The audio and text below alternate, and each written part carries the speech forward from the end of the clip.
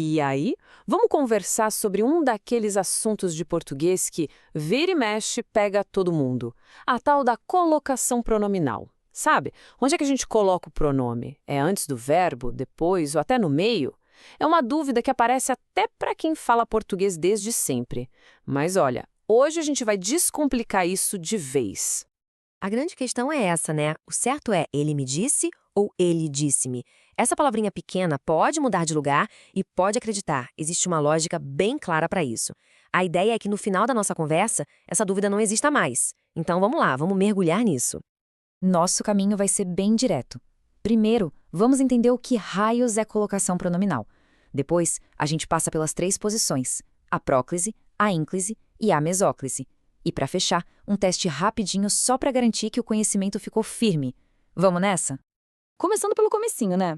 O que exatamente significa esse termo colocação pronominal? Entender isso é a base para a gente construir todo o resto. De forma bem simples, colocação pronominal nada mais é do que o estudo do lugar certo dos pronomes como me, te, se, o, a, lhe, em relação ao verbo. E só existem 3 lugares possíveis. Antes do verbo, que a gente chama de próclise, depois do verbo, a ênclise, e no meio do verbo, que é a mesóclise.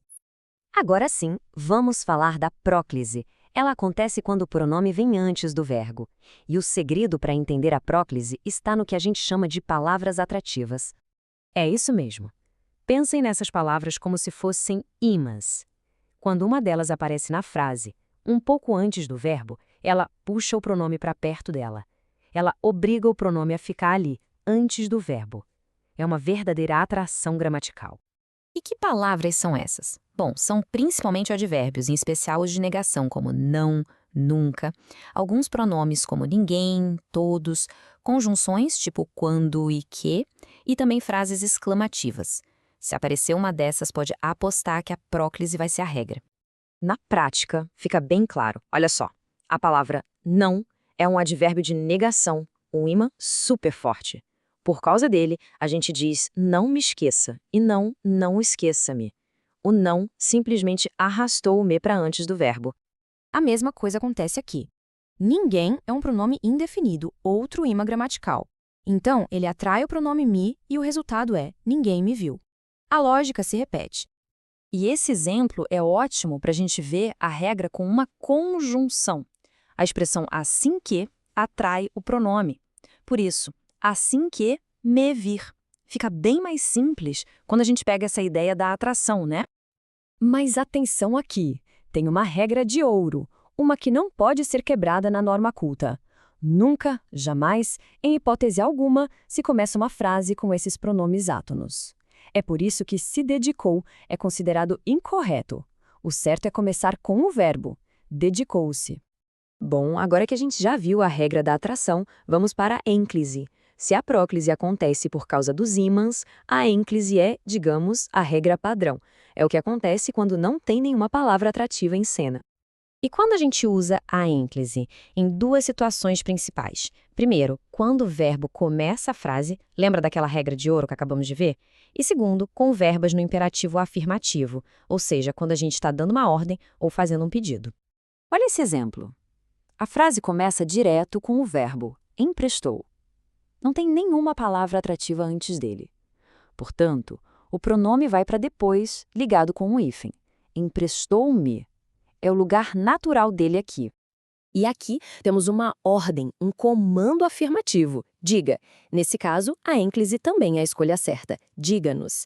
Agora, olha que interessante. Se fosse uma ordem negativa, não nos diga, aí a palavra não entraria em cena e pronto, puxaria o pronome, virando próclise. Percebe a diferença? Agora, chegamos na mesóclise. Essa aqui é a mais rara, a mais formal das 3. É o famoso pronome no meio do verbo. E o uso dela é bem específico, bem restrito. O segredo é o seguinte, a mesóclise só acontece com verbos no futuro, seja futuro do presente, seja futuro do pretérito e, ponto crucial, desde que não tenha nenhuma palavra atrativa antes. Se tiver um imã ali, ele ganha a briga e puxa o pronome para a próclise. Mas como é que isso funciona, o pronome no meio? É quase como se a gente pegasse o verbo no futuro, entregarei, e quebrasse ele em 2. O pronome, no caso o te, entra ali no meio, entre o radical e a terminação. E aí fica entregar-te-ei. Aqui temos outro exemplo, agora com o futuro do pretérito. O verbo seria dariam. Com a mesóclise, ele vira dar-lhe-iam. É um estilo bem informal, né? A gente vê muito mais na escrita, em textos literários ou jurídicos do que na fala do dia a dia. Mas, para a norma culta, é fundamental conhecer. Ok, passamos pela teoria, próclise, ínclise, mesóclise, vimos as regras, os ímãs, as exceções. Agora chegou a hora de colocar isso tudo em prática e ver se os conceitos ficaram claros de verdade. O desafio é esse. Analisem cada um dos espaços. Pensem nas palavras que vêm antes, no tempo do verbo. Qual das alternativas preenche tudo certinho? Recomendo até dar uma pausa para pensar com calma antes de ver a resposta. E aí, conseguiram? A resposta correta é a alternativa E. Vamos entender o porquê, partes por parte? No primeiro espaço, a palavra que é um pronome relativo, um dos nossos ímãs. Então, ela puxa o pronome que me enviaram, próclise. No segundo, o verbo está no futuro do presente, devolverei, e começa o período. Então, sem ímãs, a gente usa mesóclise, devolve-a-luz aí. E no terceiro, a palavra conforme é uma conjunção, outro ímã. Então, próclise de novo, conforme lhes prometi. Então, para a gente resumir e não esquecer mais, a lição principal é: sempre procure as palavras atrativas, os ímãs. Se elas estiverem lá, é próclise. Se não tiver nenhuma atração e o verbo não estiver no futuro no início da frase, o padrão é a ênclise. E para aquele toque de formalidade com verbos no futuro, a mesóclise é a ferramenta certa. E agora fica a reflexão.